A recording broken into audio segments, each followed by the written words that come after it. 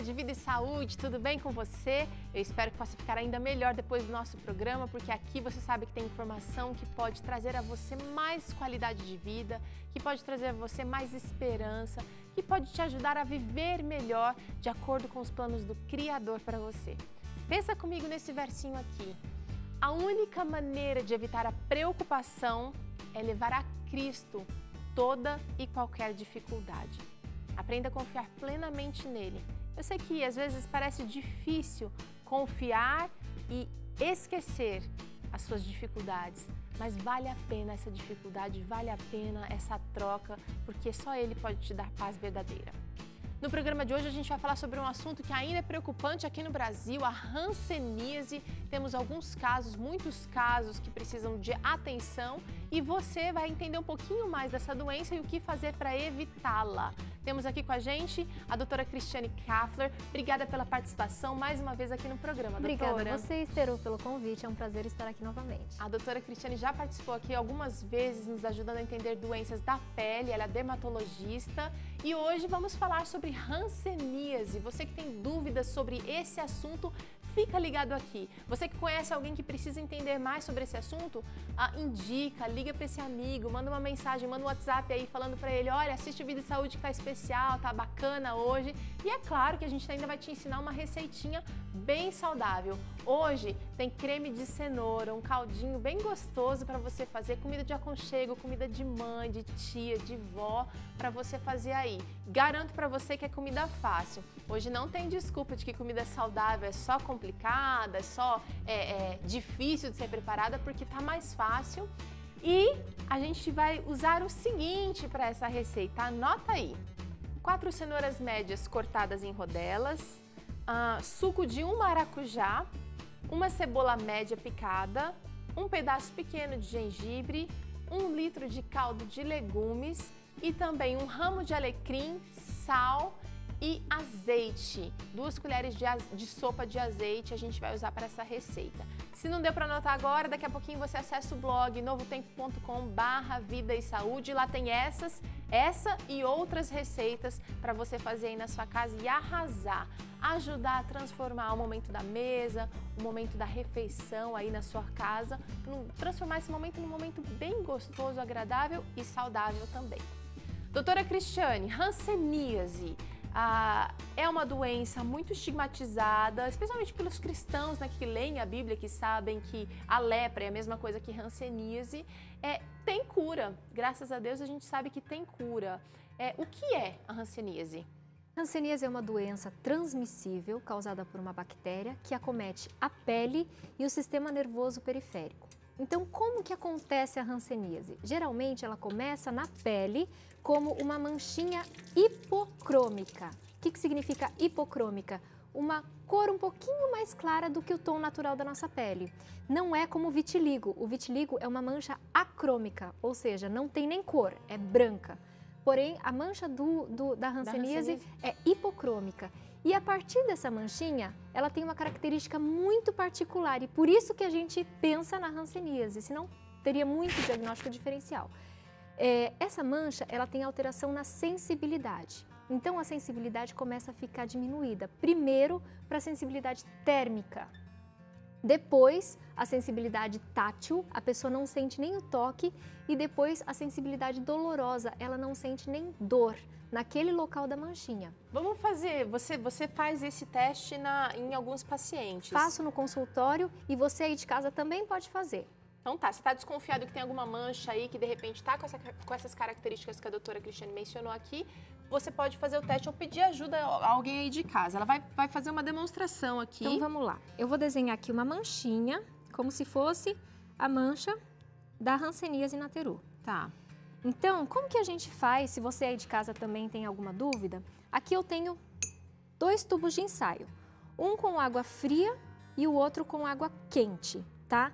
E a gente precisa ir testando a sensibilidade. Primeiro na pele sã, para ver se a pessoa realmente está sentindo normalmente e depois a gente testa dentro da manchinha, sempre com o olho vedado, a pessoa não pode espiar, tá bom, Teru? Senão não vale. Então, digamos que eu vou ficar com o olho fechado e você vai fazer o teste. Exatamente. Como se fosse um paciente. Se você estiver em casa, você pode usar, por exemplo, um copo, mas tem que tomar cuidado para o copo não atingir os limites fora da mancha, Tá. porque senão a pessoa vai sacar na hora o que está Aí vai acontecendo estragar o de teste. temperatura. Vamos fazer o teste, Então vamos lá.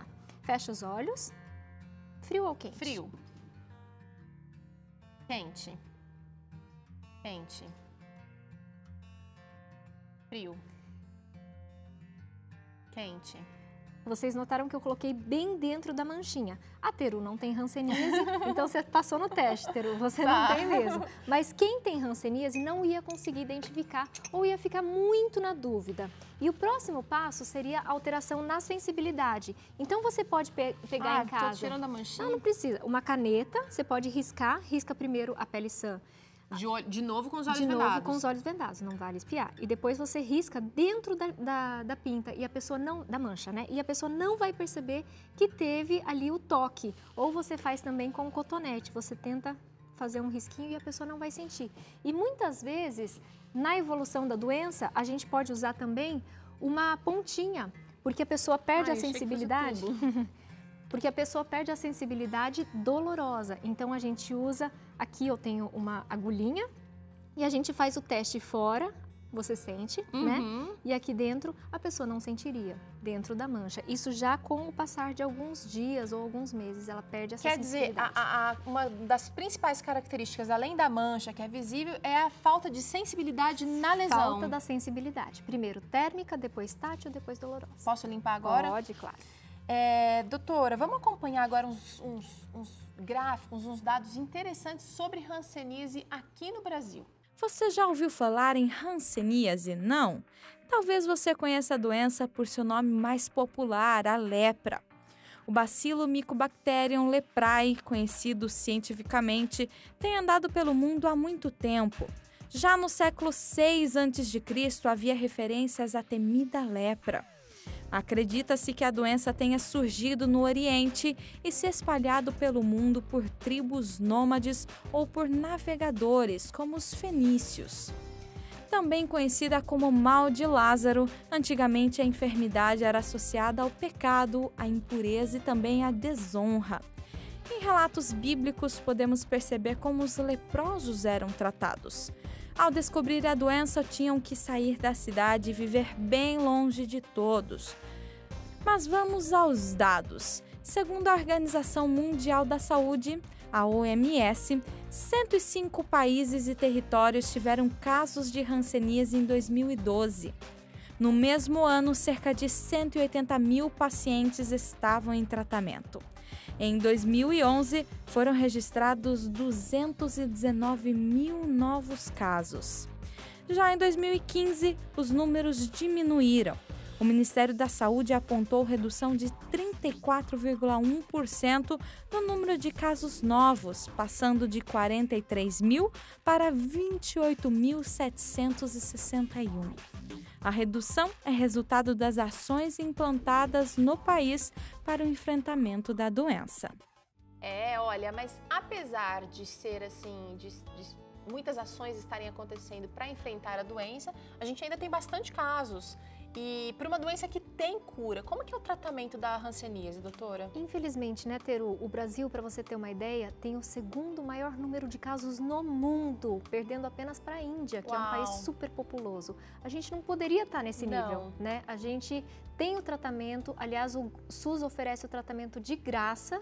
Então não tem desculpa, a verdade é que falta informação, por isso a importância do programa de hoje. Tem que ter informação e adesão também, porque às vezes o paciente vai, descobre que está com hanseníase, mas não dá continuidade para o tratamento. Mesmo porque o tratamento é longo. Então a gente começou naquela manchinha branca. Essa mancha pode ter algumas evoluções diferentes, ou ela pode curar sozinha, ou ela pode evoluir para a forma virchoviana, que é uma forma que o bacilo prolifera por causa da sua imunidade, que não consegue lutar contra essa bactéria. Ou para a forma tuberculoide, que é uma forma mais amena. A sua imunidade consegue segurar um pouquinho, mas não consegue curar de vez. Então você viu aqui aquele paciente, naquela região do dorso, estava mais vermelho. Aquilo provavelmente foi uma resposta da virchoviana ou da tuberculoide, dependendo, mas porque tem aquela luta entre o bacilo e a imunidade, então provavelmente tuberculoide. Mas o que acontece? Na forma tuberculoide, você tem até 5 lesões. Na virchoviana, você tem 6 ou mais e acometimento de várias terminações nervosas. Então, a gente palpa o nervo ulnar e às vezes a gente consegue sentir aquele nervo espessado, grosso. E esse paciente, se ele não faz o tratamento, ele pode ter muita sequela, Teru. Por exemplo, ficar com a mão em garra, não poder movimentar nunca mais as mãos. Ou às vezes ele não tem força para cumprimentar, entendeu? Ele não consegue mais fechar a mão. Ou às vezes o pé não consegue fazer o movimento da marcha, então ele fica com o pé caído. E ele pode ter muitas reações nesse sentido. Para você ter uma ideia, a forma virchoviana, ela dá uma alteração na face bem característica. A pessoa fica com faces leonina, lembra um leão. Então a sobrancelha começa a ficar rarefeita, o nariz desaba, ocorre um desabamento da pirâmide nasal, por isso lembra o focinho de um leão. E mesmo que não haja lesões visíveis. Mesmo que não hajam lesões visíveis. E a pele começa a ficar mais infiltrada, uma pele mais espessa, então as linhas da pele ficam bem evidentes. Uau. Por isso lembra muito um leão. Mas isso já é um caso mais avançado da doença. Mais avançado da doença. Por isso que o importante, se você tem uma manchinha com alteração da sensibilidade, procure logo um dermatologista ou a UBS diretamente, já dando a dica, porque às vezes até o médico não lembra desse diagnóstico, né? Certo. E daí você vai começar o tratamento. Como é que funciona o tratamento? Se for uma imunidade baixa, porém existe aquela forma paucibacilar, a pessoa vai ter uns 6 meses de tratamento e vai tomar 2 medicações. Uma medicação ela tem que ir todo mês na UBS e tomar de forma supervisionada. Então o agente de saúde vai ver você engolindo o comprimido para ter certeza que você vai tratar bem. E depois, se for a forma virchoviana, que é aquela que você não tem imunidade, você vai tomar remédio durante 1 ano. E por isso aí a importância da adesão, né? Porque tem que começar e terminar. Às vezes começa a fazer o tratamento, aí percebe que a mancha melhora, então já tô melhor, acho vou que parar eu já por tô conta. Curada. Exatamente, é aí que você falha, porque você não conseguiu eliminar totalmente o bacilo. Lembrando que depois da primeira dose que você toma da poliquimioterapia com esses remédios, a sua chance de transmissão desse bacilo diminui para 95%, você já não transmite mais. Tá, vamos falar um pouquinho sobre transmissão, porque a lepra, até nos tempos bíblicos, era considerado um problema, assim, social, inclusive, não só de saúde, mas social. A pessoa tinha que abandonar sua casa, seus pertences. Elas moravam fora dos muros das cidades. As roupas, os pertences eram queimados ou eram jogados, né? Como é que é o contágio disso? Como é que a saúde hoje vê que é possível evitar? Olha, Teru, infelizmente aqui no Brasil, por volta de 1960, a gente também teve episódios nesse sentido. Os pacientes que tinham hanseníase, eles eram arrancados das suas casas e o que acontecia? A pessoa tinha que abandonar o lar, eles queimavam os pertences das pessoas, muitas vezes a polícia chegava a cavalo, laçava o paciente que tinha hanseníase e levava de forma obrigatória para os leprosários. Até hoje a gente tem alguns hospitais que têm antigos leprosários, por exemplo, em Bauru tem. E assim, as pessoas tinham que morar lá. Errado, porque hoje a gente sabe que a hanseníase ela é uma bactéria que é transmissível, porém você precisa de um contato íntimo, você precisa estar morando junto com aquela pessoa. Com muita frequência está em contato com aquele... se expondo naquela bactéria para que você consiga adquirir a doença. Mas como é que acontece esse contágio? É só contato de pele com pele? É pelo ar, né? Principalmente pelos perdigotos da saliva. Então a pessoa tosse, a pessoa espirra, a pessoa fala, o tempo às vezes. todo, a pessoa falando, mas não adianta, por exemplo, eu tenho muito contato com pacientes com hanseníase. Certo. E a gente abraça o paciente, a gente fica ali numa salinha fechada, já muitos deles tossiram, não tem problema nenhum, eu não tenho hanseníase e é para você entender que você não vai pegar se você tiver um contato curto. Entendeu? Dependendo do seu estágio imunológico, estado imunológico. Mesmo com uma imunidade fragilizada, é difícil transmitir se for um contato curto. É preciso ter uma convivência maior para que você consiga ter exposição a muitos bacilos para que eles se desenvolvam no seu organismo. Tá.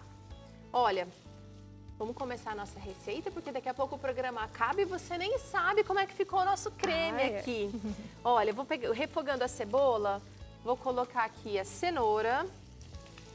A gente vai fazer um refogadinho dessa cenoura aqui, bem de leve. E o toque especial aqui é um raminho de alecrim. Alecrim é muito perfumado, vou pegar um ramo bem bonito aqui. Cheiro bom. Um raminho de alecrim e gengibre. O gengibre vai inteiro mesmo, o raminho de alecrim também vai inteiro, eles vão só aromatizar a receita nesse momento. Aí vou fazer o seguinte. Um pouquinho de caldo de legumes aqui. A receita pede 1 litro. E aí eu vou deixar fervendo até a cenoura ficar macia. Enquanto isso acontece, eu quero saber o seguinte, como é que é o tratamento? Você já deu uma pincelada aí no que é longo e tal, mas como é que o tratamento age com a bactéria? São antibióticos, né? Esses antibióticos, eles vão tanto tentar modular a imunidade, quando às vezes você tem uma resposta exacerbada, quanto matar esse bacilo mesmo. Então, a gente usa a rifampicina, é aquela medicação que você vai tomar uma dose supervisionada 1 vez por mês. E daí, no caso da pauci bacilar, que é aquela tuberculose, a gente usa mais uma droga, que é a dapsona. A pessoa leva para casa o comprimido de graça e ela vai tomando diariamente durante aqueles 30 dias. Depois, na dose supervisionada, ela vai tomar na sua frente de novo. E se for a forma tuberculoide, vão ser 3 remédios: a rifampicina, a dapsona e a clofazimina. Esse é o tratamento padrão, porém já existe resistência dessa bactéria a esse tratamento. Então a gente tem algumas alternativas. Mas a grande maioria... Por que uma bactéria fica resistente? Porque você precisa entender a importância de quando você começa a fazer um tratamento com antibióticos, indicado, prescrito direitinho. E qual é o problema quando você para por conta esse tratamento na metade? Peru, até pouco tempo atrás, os antibióticos eram vendidos sem receita médica. Então, o que acontecia? Você tinha uma infecçãozinha viral, tomava antibiótico. Toma antibiótico por conta. E de novo, antibiótico. E assim, as bactérias, você conseguia matar algumas bactérias, porém aquelas mais resistentes, elas não morriam com esse antibiótico e elas proliferavam ainda mais. Mais fortalecidas. Ficavam cada vez mais fortes. Então, a gente tem esse problema, principalmente em UTI. São casos, assim, de bactérias super resistentes. A gente tem até hoje uma bactéria que praticamente não responde a nada e a gente vê o paciente definhando e não tem mais nada o que fazer, ser feito. Porque não existe, para você ter uma ideia, na época da penicilina surgiram vários outros antibióticos e há quanto tempo não surgiu um antibiótico novo? Não é verdade? As bactérias já estão muito resistentes e a gente estacionou na descoberta de novos produtos. Eu vou dizer até o seguinte, se você não tem consciência de que vai seguir o tratamento direitinho, se você acha que pode dar conta dele sozinho, é melhor nem começar a tomar antibiótico para não fortalecer essa bactéria. Você só cria resistência. Então, uma vez que começou um antibiótico é coisa séria. Tome direitinho.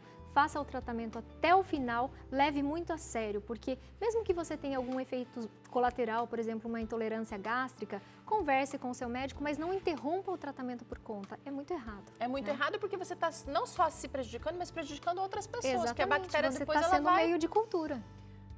Olha, vou desligar aqui agora e bater já. É claro que a gente adiantou o processo, eu troquei aqui, coloquei uma que já estava adiantada.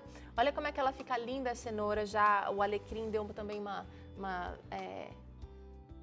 derretida aqui, tá bem aromatizado. Isso aqui vai para o liquidificador e a gente vai bater essa cenoura com toda a cebola, tudo que veio para cá a gente vai bater no liquidificador com o suco de maracujá. Aliás, eu vou bater primeiro só o caldinho. Até virar um creme, até virar um purezinho, certo?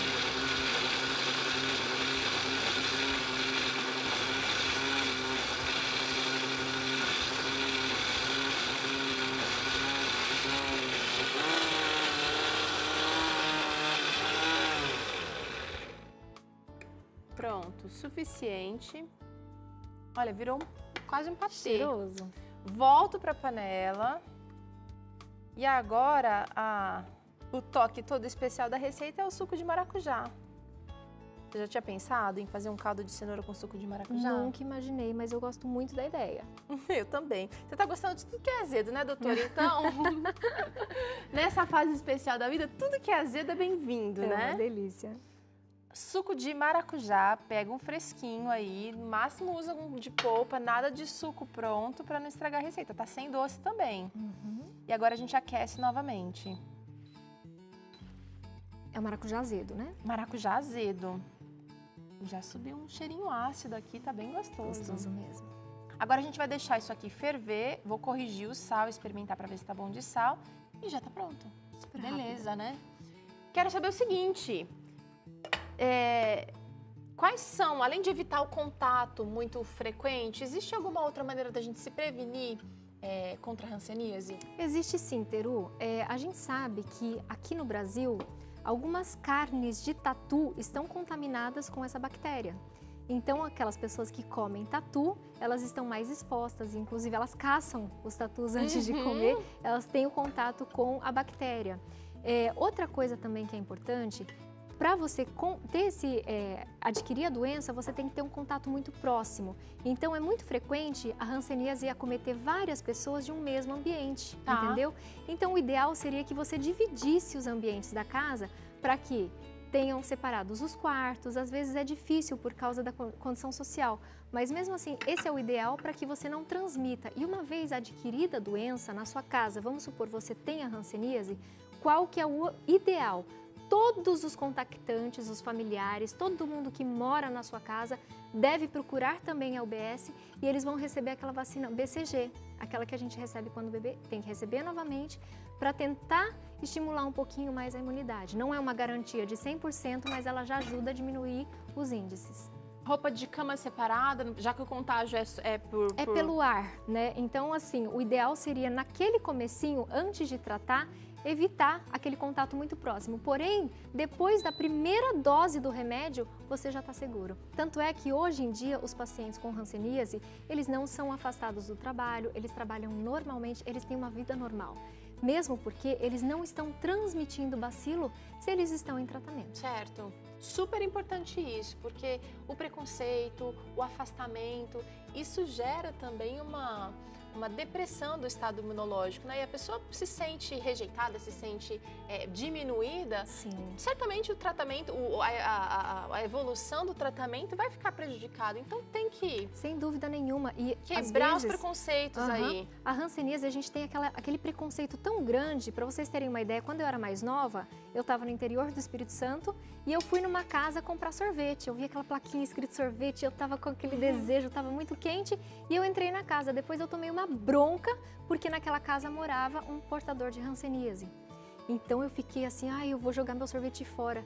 E na verdade eu não teria nenhuma chance de adquirir porque foi um contato muito rápido, né? E hoje a gente sabe que começou a tratar, você praticamente diminui para quase zero a chance de você começar a transmitir depois da primeira dose. Então é muito seguro. Então é informação que a gente precisa, também conversa boa com especialistas. Se você tem dúvida, marca, mesmo que demore um pouquinho, você está pelo sistema público de saúde, mesmo assim, marca. Uma hora você vai chegar, você vai conversar, de repente pega um médico geral que vai encaminhar para o especialista para tirar todas as suas dúvidas e começar um tratamento se for necessário. Não espere ficar com sequela, com aquela mão em garra, com dificuldade para andar, com úlceras na perna, para depois procurar. Porque daí o tratamento vai ser muito mais bem mais complicado e você vai ter muito mais reações ao tratamento. Durante o tratamento ocorrem reações. Então é importante, quanto mais cedo o diagnóstico, mais rápido o tratamento, a resposta e a cura. Tá certo. Doutora, vamos provar caldinho? Vamos lá.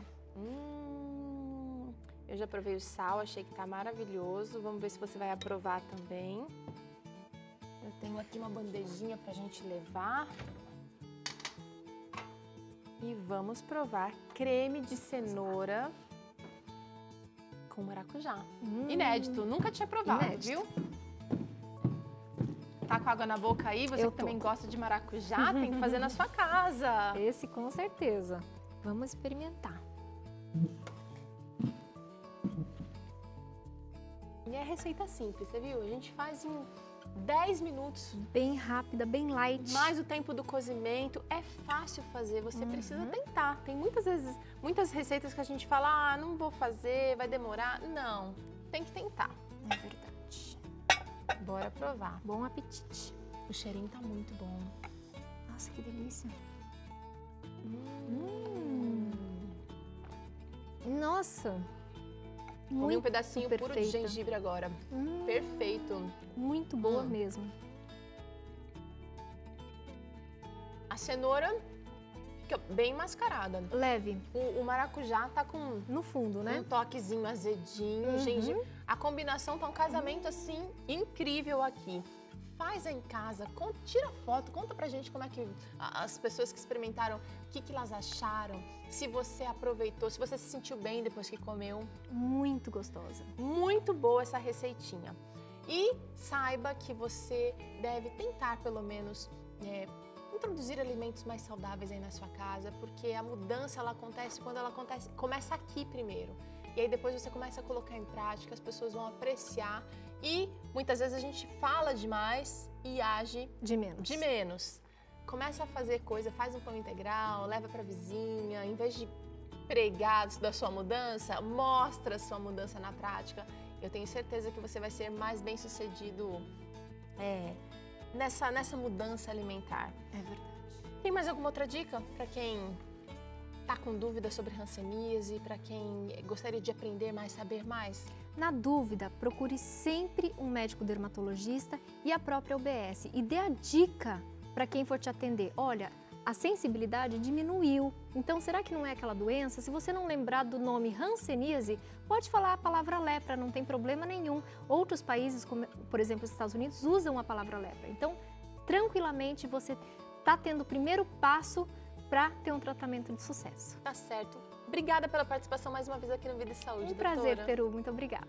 Você em casa, obrigada também pela companhia. A gente se encontra no próximo programa Vida e Saúde, com receita, com conversa boa, com muita saúde para você. Um abraço e até lá. Tchau!